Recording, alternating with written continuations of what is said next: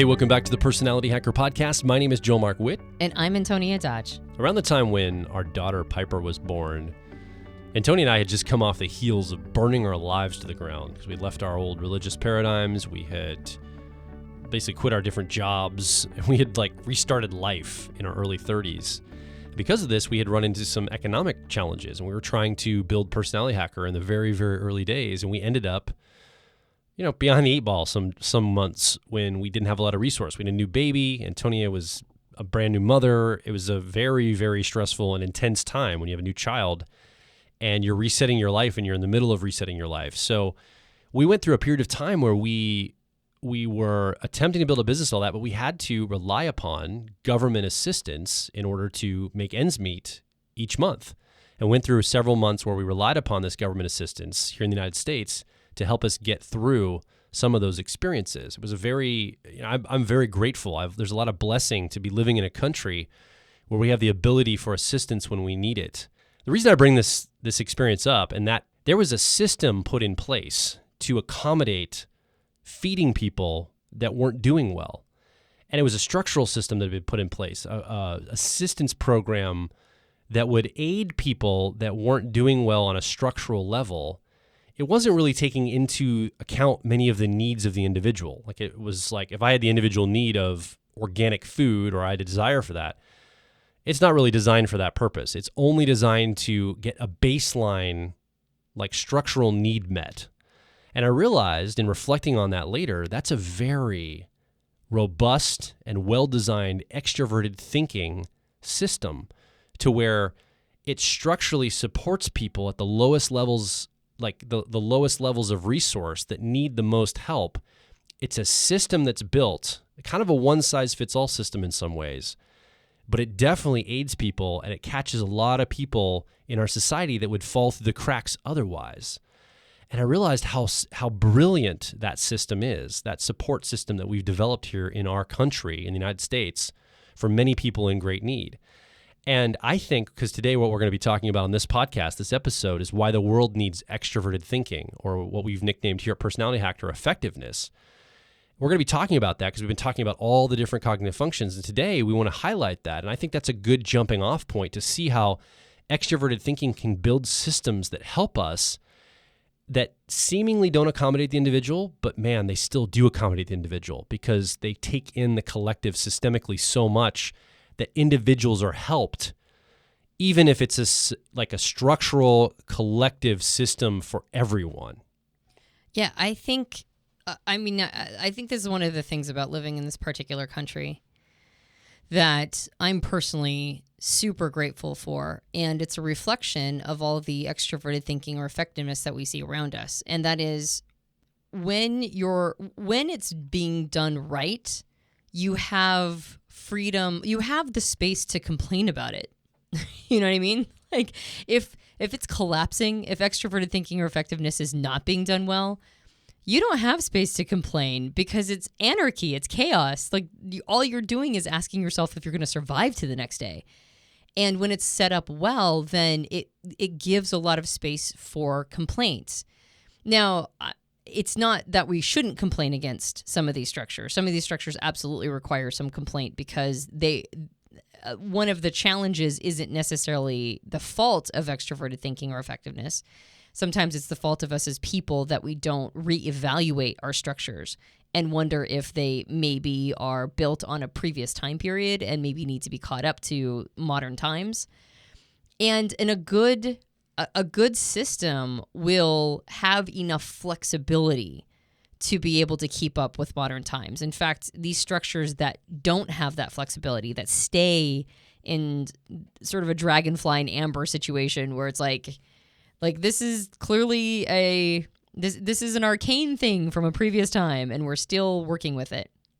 I think about this when I'm always surprised by how government, the things I have to do in behalf of the government, whether it's local, state, or federal, how sort of archaic some of the digital features are, where if I go, to pay something to a corporation or company, I'm almost instantaneously able to pay them online or get a receipt immediately or whatever. And with the government, it seems like those systems are always like 10 or 15 years behind. But corporations are also examples of really good effectiveness or extroverted thinking. And so it's not necessarily that the process itself builds structures that are not flexible. In fact, the best ones are quite flexible and accommodate for things that are new and need to be, sort of updated for modern times. And at the same time, I think maybe the reason why government programs probably could use more gratitude than we give them is because they are so heavy and weighty. Like the fact that level of structure, or even because these are like those aren't necessarily physical buildings, right? Physical building structures are they're built to last, but these are soft structures. These are people structures, or like sort of the matrix of people sort of banding together and figuring out how to create accommodations for, like you said, those that are at the lowest levels of resource to be able to be okay.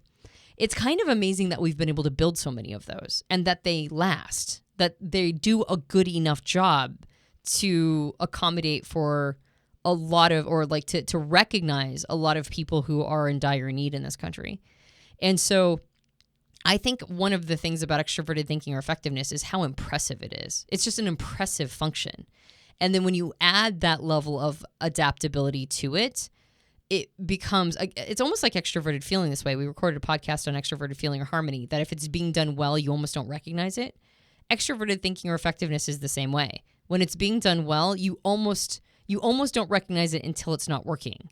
And then you just complain about it. But up until that moment, it's just seamless. It's just, this is just how life is. And we lean into it. We just accept that this is the frame. This is how reality works. And we lean into it, and then it facilitates our entire experience. I think one of the places that does extroverted thinking beautifully, in the vein that you're talking about, where extroverted thinking effectiveness designs a system that allows individual experience, is Walt Disney World in Orlando, Florida. We always talk about Disney. I know, but I know, because it's such a beautiful example of this, and it so really many is. levels. But it's, let's just take the Magic Kingdom. The Magic Kingdom is actually a second-story facility. So you're outside on Main Street, USA. Most people don't realize they're walking on a roof at that point. So there's no basements in Florida, right? You can't build a basement in Florida. The water table's too low. So everything has to be built ground level up. Well, the Walt Disney World Magic Kingdom is actually a 2-story. I think it's actually technically 3-story. I think the castle's on the 3rd story. It's a structural giant building built on the baseline of Florida. And the first level is what's called utilidors. It's an under tunnel system. It's the first story of the entire park. It's an underground tunnel system where all the cast and staff members and infrastructure passes underneath the entire park system and can come up and grab trash cans and come in to do performances and all these things underneath, Main Street and all the different worlds at the Magic Kingdom. And the Magic Kingdom is actually the roof. It's sitting on the top, above that structure. And that's what you see when you're outside in the park. You're actually standing on the roof of that utilidor system.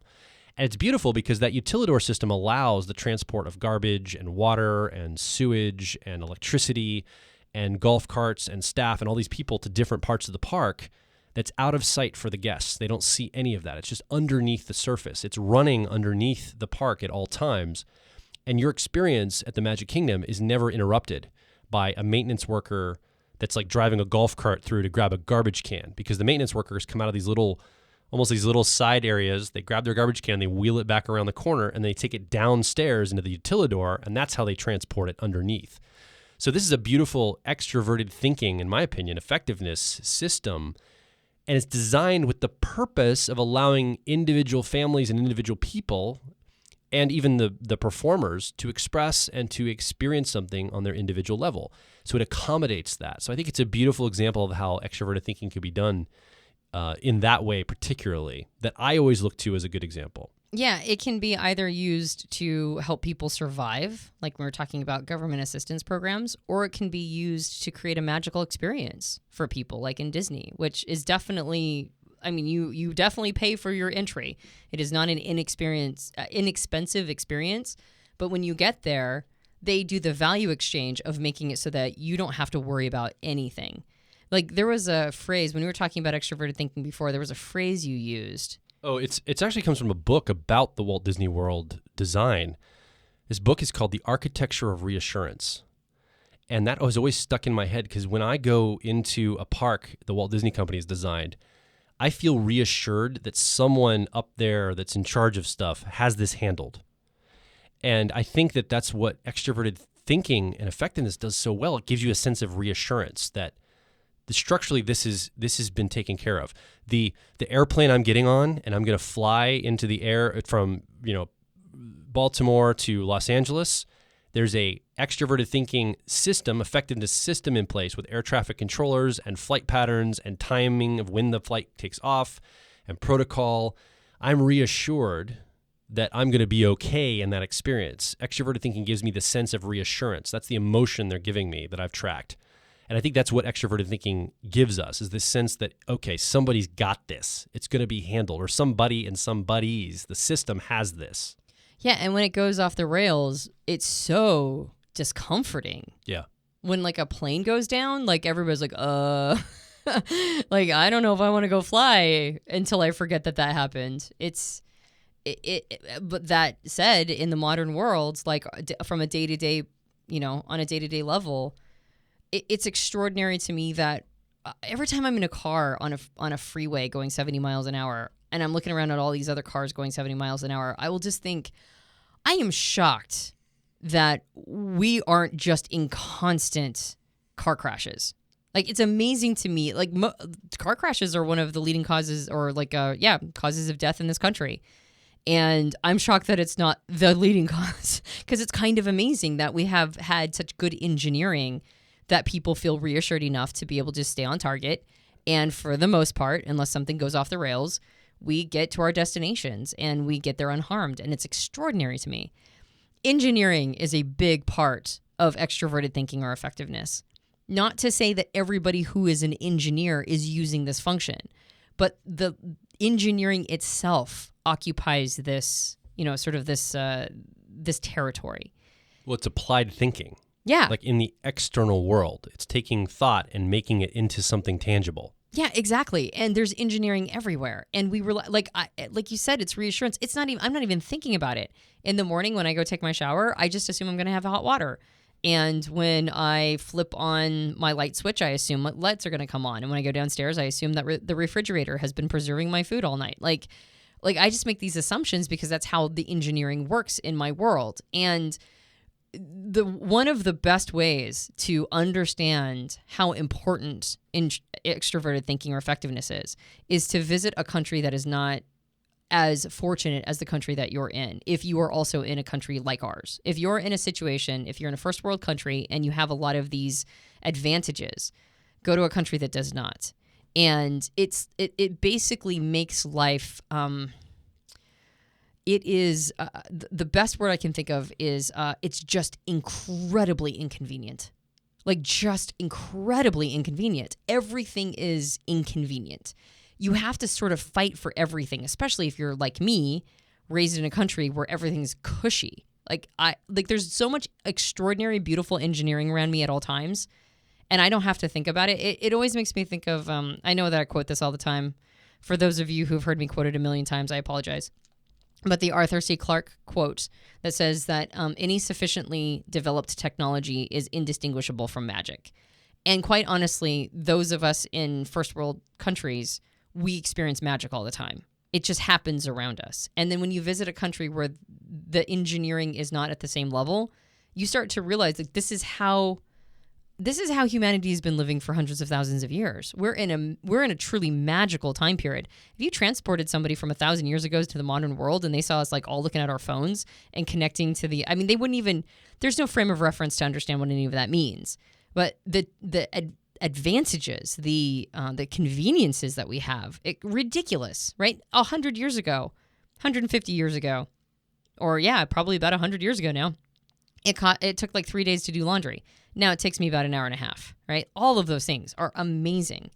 And so it's actually an easy sell. Why the World Needs Extroverted Thinking or Effectiveness is actually a pretty easy sell podcast. On the gestalt, on the structural level. If we talk about the personal level, I bet it's a harder sell. I would agree with that. I think people take umbrage with individuals who use extroverted thinking. So why don't we switch it to having gratitude and appreciation for individuals who are using this function? And one of the things that's obvious is getting things done. I mean, we talk about that. Extroverted thinking effectiveness is focused on the outcome, the deliverable, the result. And it's really attuned to that, and it's good at getting that thing accomplished on the individual level.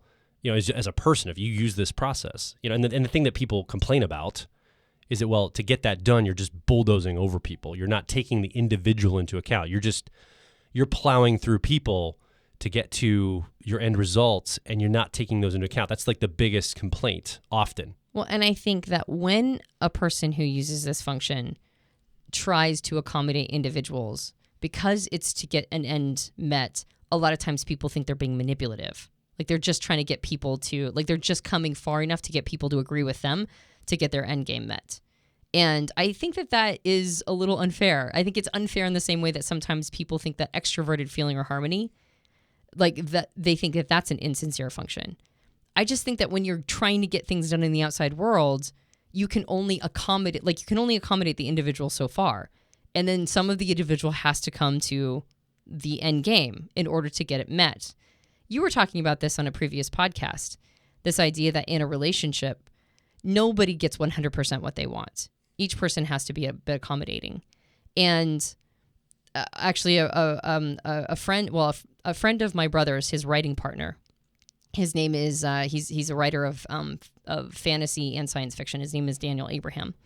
And Daniel Abraham one time told me at lunch, or we were just having a conversation about relationships, and I'm fairly certain he's an INTJ. And he said, the only right that anybody has in a relationship is the right to leave. Otherwise, everything is negotiable. And I thought that was such an interesting statement to make about relationships. But I think that that's almost like a life view. The only right people have is to go. That's it. Like we should have the freedom of movement to leave a situation we're not happy with. But at that point, if you're going to stick around, you're going to have to accommodate the things around you. You're going to have to accommodate the people and the structures around you. You're going to have to compromise. And I think when extroverted thinking or effectiveness is trying to get people, like trying to understand what it is that people really want in order to get an end game met, but doesn't take all of the suggestions in mind, when people get upset about that or a little butthurt about that, it's like, no, you have to also accommodate to some extent because there's no structure that's going to match each individual person 100%. So we all have to give a little bit. I think in that vein, and this is a very a concept that some people may not have, like they might have an interesting relationship with this concept. Let me just say it that way. I also believe that of all the functions, extroverted thinking or effectiveness plays in the realm of power the most. It tends to understand it's a little different than introverted thinking when it comes to information. To extroverted thinking, information is often actionable and usable. And so information is power to an extroverted thinking person. And when I say the word power, it's so easy for us to immediately put a negative connotation to it for some reason. Yeah, power is a dirty word right now. Yeah.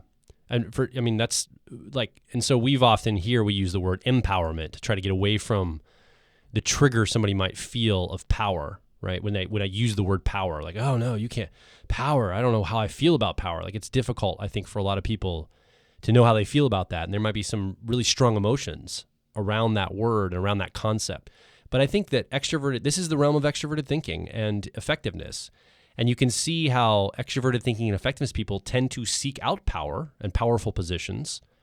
They tend to use power, whether I'm not even putting a good or negative like plus or minus onto that. I'm just saying they use power in whatever way. And it's something that almost makes sense to them. Information is power. Things are seen through a lens of power often and power dynamics. And I don't necessarily think that's a bad thing. I think if it's exploited power or harmful power, or the power balance is so that people are suffering under it, that now we're going to talk about it, right? That there's a disconnect there. There's no sense of humanity injected into the experience. But power in and of itself isn't necessarily bad. It's a neutral. It's just something that we as humans tend to we have to play with that powerful energy, right? Power is something we have to accommodate for. And I would say that this function, the extroverted thinking, gives us an access point to power unlike other functions. It's one of the best access points for power. It understands the dynamics at play, probably the best in a way, like in being able to play the power game. I'm not saying it understands it the best in like what we should be doing, or it always does it in the most ethical way or unethical. I'm not even putting any markers of like color to it. I'm just saying, I think as power itself, like if power was a neutral energy, it really understands that at a really core level. Yeah. And I mean, when people don't like the concept of power, I always just assume that person wants it but doesn't have it and is unsure of how to get it. But it makes me think of David Hawkins' concept of power versus force.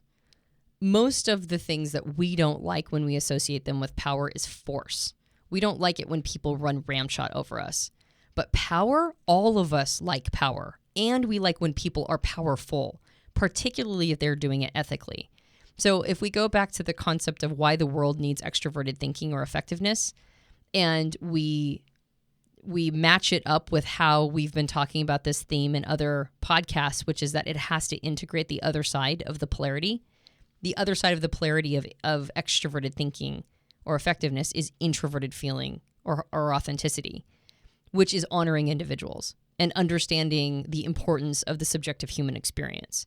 So if extroverted thinking or effectiveness is mature and done well, it integrates that concept of understanding sympathy, understanding the importance of each individual person's life. And so there will be less force because there'll be less need to bulldoze over others.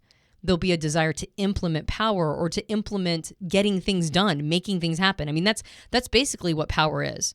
Power is using kinetic energy to to focus it on a task or something that needs to be accomplished, and then rallying troops or rallying resources or whatever needs to be rallied in order to get people to cooperate and get that end game met. That's power. Organizing energy for an outcome. That's a beautiful way of saying it. Is that what, I mean, is that how yeah, we're trying to, okay. Effectively. Yeah, I would agree. I think that is absolutely power. Yeah. And when that outcome is something we don't like, then we have a tendency to demonize power itself as opposed to demonizing whatever that outcome was. But power itself is required and necessary. As individuals in our lives, it doesn't matter what our personality type is, we have to have power in our life. Otherwise, we don't get anywhere. And we need people who understand the power game.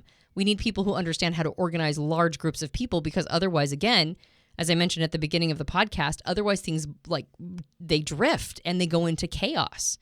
And so understanding all of these power dynamics, I think, is incredibly important. And you're right. I think extroverted thinking or effectiveness has their finger on the pulse of it naturally. They sort of naturally understand it. And that can be threatening to people. It can be off-putting that somebody else naturally understands the power game, kind of almost like how some people naturally understand the money game.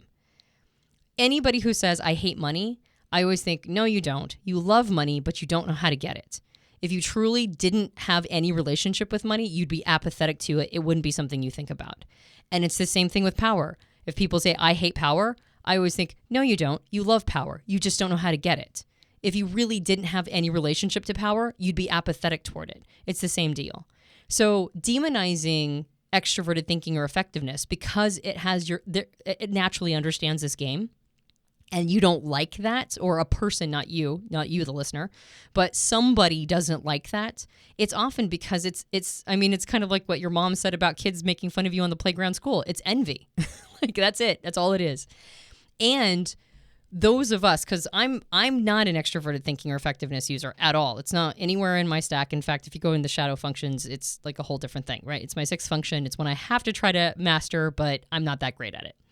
By the way, if you're new and you just heard something called a sixth function, don't even just kind of gloss over that. Stay with the car model, the 4-function stack for now. If you're new, there's so much more to learn, but that's enough there for probably to spend a lifetime on. That's right. Wipe your brain of everything I just said. No, we're not talking about shadow functions. Okay. Anyway, but the point is that I'm not a person who really uses this function. And so I've actually ended up being what is called power away from, which means that I don't really think about power until I all of a sudden am being asked to do something or forced to do something I don't want to do. And then all of a sudden I care about it a lot, right? Yeah. And so for the most part, though, I'm pretty apathetic. I just don't really even think about it. So as somebody who has a mostly neutral relationship with power, I will say that I am always grateful when a person steps up and is as willing to be in a position of power and responsibility. Because first of all, it is a thankless job, almost always. That's why it comes with a bunch of cool stuff. The thing about power is that it 100% comes with people being disgruntled most of the time. You can't, that whole thing about you can't please people all the time. There's going to be somebody who's upset with you if you're in a position of power. Always. It doesn't matter. It doesn't matter what it is. So you just have to eat that. And I have kids. I know. Yeah, exactly. They're always upset because I'm like, no, you got to do this. And as we were mentioning before, it is the science, or not the science, it's the magic of reassurance. The purpose of extroverted thinking or effectiveness is to be reassuring to people, to get structural things handled, to be able to manipulate resource and timelines, and to build things, to be creative and build things that we all take for granted, that we all experience as magic. So when it's being done well, it's very reassuring. And the person who is orchestrating all that and has the talent to orchestrate all that, because I also think that one of the things that we tend to do is we assume that anybody who's in a position of power either got through ill gains, right? It's nepotism or something, or they don't know what they're doing because they're not making 100% of people happy, as if that was even a possible thing. Or that I myself, as a person who's never been in that position of power, would do so much better, right? And play armchair quarterback. Not recognizing that most of the time people are in those positions because they worked their way up to it. We don't oftentimes hand power to people who don't deserve it. It does happen. There are modern day examples, and I will not disagree that there are modern day examples of handing power to undeserving people. And most of the time, if you're looking at things in terms particularly of like companies, I think this works out more in companies than it does maybe in the government. But most of the time, we don't like handing power to people who don't know what they're doing, because that shows up almost immediately. If a person is unqualified for a position of leadership, that is almost instantaneously obvious. And then they'll make nothing but decisions that are the opposite of reassuring. And so if a person is doing a pretty decent job and we just see some things we don't like about what they're doing, that means that they're probably pretty good there. And it would be really obvious if they weren't. So I think developing an appreciation of extroverted thinking or effectiveness requires simultaneously developing an appreciation of the concept of leadership and of power. If we don't like leadership and power, we're never going to like extroverted thinking or effectiveness. We'll just end up using everything that they've given to us thanklessly. As a platform to complain about it sometimes. And I've seen myself do that too. I'm an introverted feeling user. You know, I should be at odds with extroverted thinking all the time. And I've come to appreciate its usefulness in the structures that it gives us in the world. And I've become grateful for it and the effective things that it's brought into my life, and the ability for me to have an individual expression from my feeling nature, my introverted feeling nature, is built off of a lot of the structural support that, you know, like you talked about laundry earlier and some household things. Like, I don't have to go chop wood in the forest to fuel my house. There's a system of electricity we connect to that extroverted thinking created for us that now I can podcast instead of having to chop wood. Now, I could choose that, but that's not something I have to do right now with our modern world that's been built. So I benefit a lot from the systems that have been put in place by extroverted thinking. One of the things I think that extroverted thinking also does on the personal level, if you're an extroverted thinking user, and now I have this as my 10-year-old tertiary, effectiveness is my 10-year-old tertiary. So I have a little bit of a relationship with this, much like your extroverted feeling, Antonia. And so I kind of have an interesting push-pull relationship, and I understand that one of the things that the outcome that I want, like I have X marks the spot of the outcome I want, it shows me the skills and the learning and all the things I have to do, the mundane things I have to do that lead me to the outcome I want. So it focuses me on competencies. It focuses me on learning things that I would never want to learn unless I had an output like connected to it. Like, I wouldn't learn this thing for its own sake. taxes and paperwork. The only reason I learned anything around any of that was because we have our own small business. And I wanted to know, the outcome was I wanted to have our own business. So I had to learn some accounting things. I had to learn tax law. I had to learn a few things that were required to have the outcome I wanted. And I'm grateful for that. I'm grateful that it gave me the impetus to look at skills that I needed to develop in order to get the outcome I wanted. I think that's what extroverted thinking can do for us on a more micro personal level. Yeah, that is, I think, one of the qualities or characteristics that I admire the most.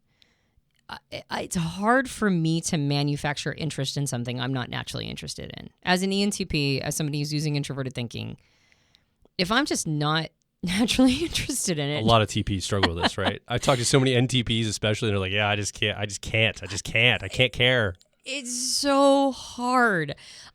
Sometimes I'll use my extroverted feeling or harmony to manipulate me into doing it. So I'll try to attach it to some sort of obligation I've made for another person. If I've attached it to a relationship or an obligation, that's almost like a throw my hat over the fence type of thing, where like I now have to do it, and it's actually the relationship or the person I love or the reputation or whatever I've attached, whatever extroverted feeling harmony thing I've attached it to, will be enough of a kick in the butt to do something, but definitely not sustainably, like only to get through whatever the obligation was. I can't manufacture interest. It's just, I can keep myself interested through boredom, but I can't learn something that I just don't care about. I probably could if I had more discipline, and maybe ITPs are better at this than I am, but it's just so hard. And I watch extroverted thinking or effectiveness users all the time dive into things that I know it's not in their wheelhouse, it's not naturally interesting to them, it's not something that they would ever personally choose, but it's associated with an outcome they want. And so they'll just go into content, like input mode, like crazy about this subject. And I'm like, how do you do this? How do you care enough to read 5 books on a topic that I know that you couldn't give 2 craps about? And it's because it's helping facilitate them getting to the outcome they want. It's cost-benefit analysis. It's basic resource transactional management to say, I have a benefit. What's the cost? This is the cost. I'll pay the cost. Okay. And then go and pay the cost for whatever the outcome is. It's like a basic just cost-benefit, I think, ratio. Yeah, and by read 5 books on the topic, that's actually what I would probably do if I was interested in something. Yeah, I don't think... What I mean more is listen to a whole bunch of podcasts. They'd hire the right person to come in and help them do it. Or get those those business books.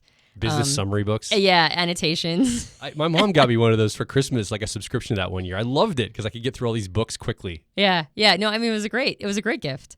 And so that's actually what I mean. But they're still doing that. I don't even know if I'd be able to get through the annotation. So I love that extroverted thinking does what it has to do. And again, that's probably one of the reasons why, since it has its finger on the pulse of leadership and power, it ends up getting a bad rap because it does what it has to do. It will take its own hits, and it will also allow for some acceptable spillage. And people don't like acceptable spillage because they're idealists. So many people are idealists. They don't like the idea of acceptable spillage. And extroverted thinking or effectiveness recognizes what is acceptable spillage, what has to be lost in order to get the end game met. But again, just like we've talked about with the other functions, as long as it's integrated that opposite element of the polarity, as long as it's well integrated introverted feeling or authenticity, which again gives it sympathy and gives it an understanding of the value of each individual person.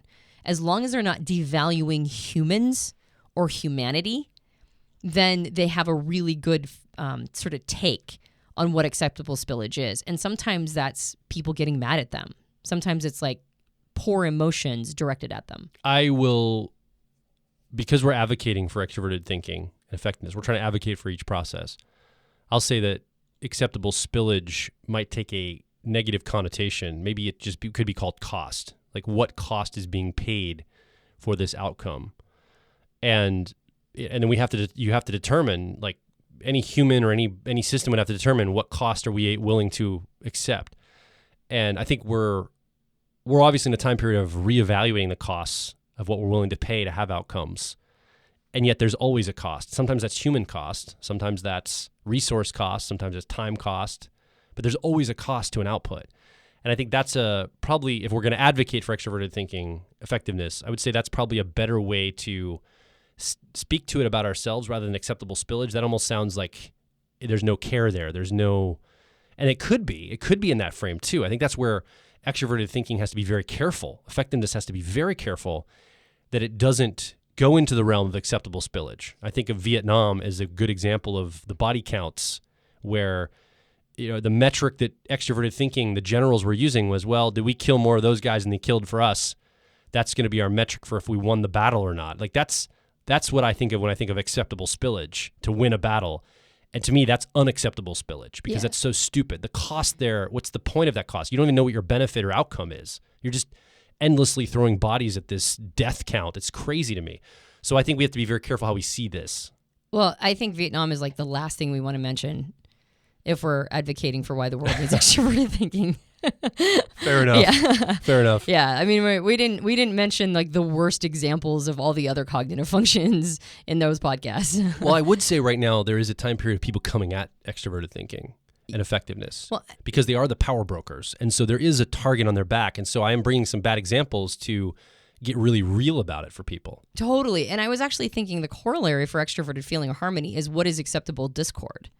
Like the angry sort of correct fist pumping, the willingness to shout. Protesting in the streets. Protesting, right. Like what's acceptable discord to extroverted feeling or harmony? And that's the same question is what is acceptable, loss to extroverted thinking or effectiveness? It's the same concept. And I do believe that because extroverted thinking or effectiveness is so naturally oriented towards assuming power and assuming leadership, and building themselves up to a place where they're qualified for it. I do think that it's easy to see them as responsible for everything, but therein lies the rub. Is that they're responsible for everything, meaning that they're also responsible for all the good stuff too. I mean, I'm not saying effectiveness are the only people who are running the world. I'm not trying to indicate that at all.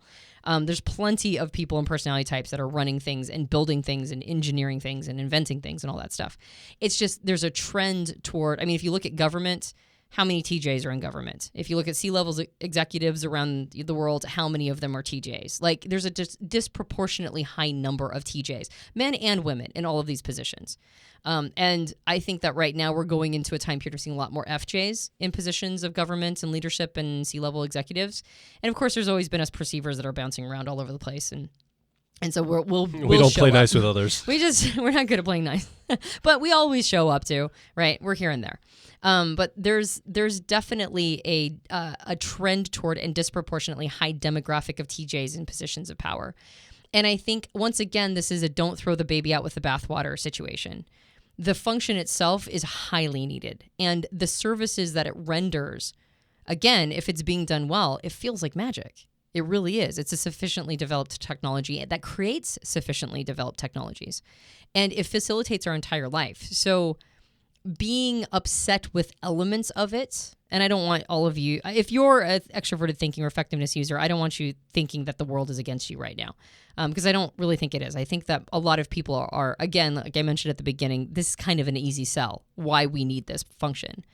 But we also need the parts of the function that are and on the outs right now, like the parts of this function that are about power and leadership.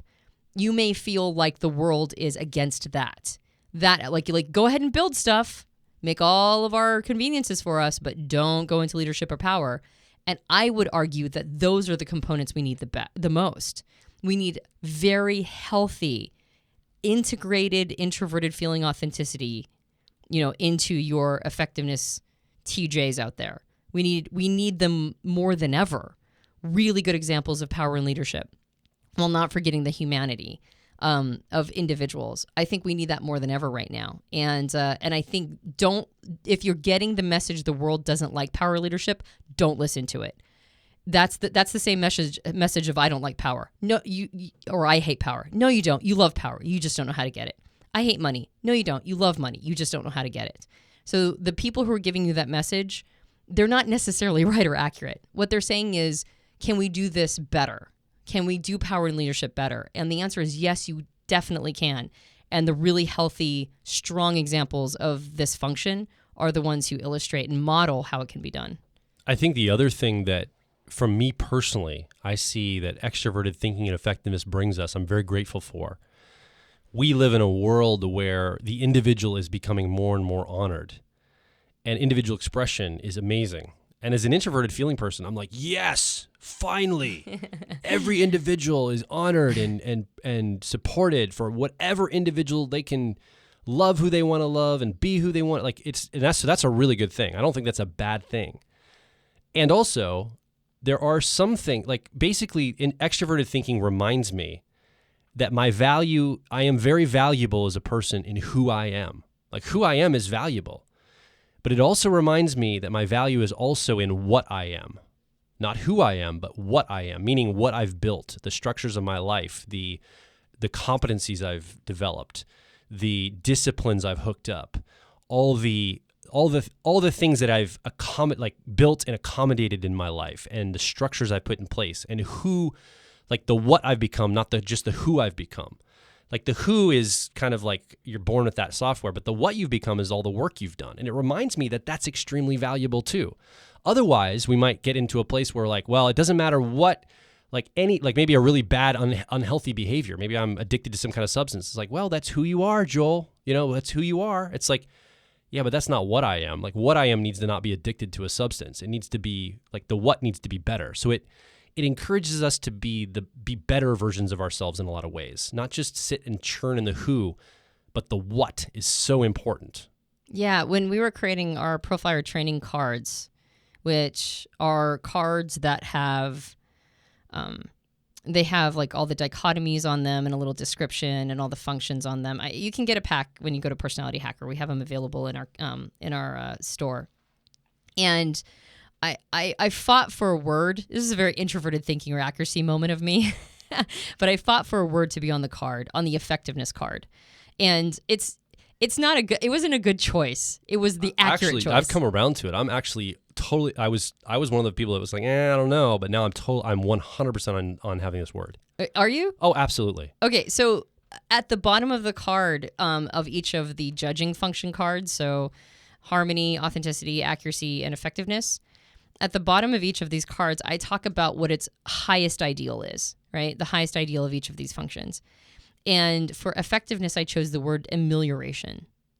Amelioration, which is a bad... I was like, yeah, it's not a great choice because almost nobody knows what it means. And so it's a card that like a person's going to read and be like, amelioration, what is that? But the word means to be constantly improving. Right? Always improving, always getting better. To ameliorate something is to make it better. And so if the highest value for effectiveness is amelioration, to constantly be improving on something. Remove inefficiencies. Yeah, to remove inefficiencies and remove ineffectiveness. If its goal is to constantly be better, then it has this sort of relentless drive it encourages us toward. I mean, why do we have a world filled with things and buildings and engineering and organized masses of humans that have implemented laws and structures and programs that help the disenfranchised and help the needy and all that stuff? Like, why do we have all of that? And the word is because we want to ameliorate things. We always want to make them better, and we have a drive to do that. And a big reason why we have a drive is because part of the engine comes from extroverted thinking or effectiveness.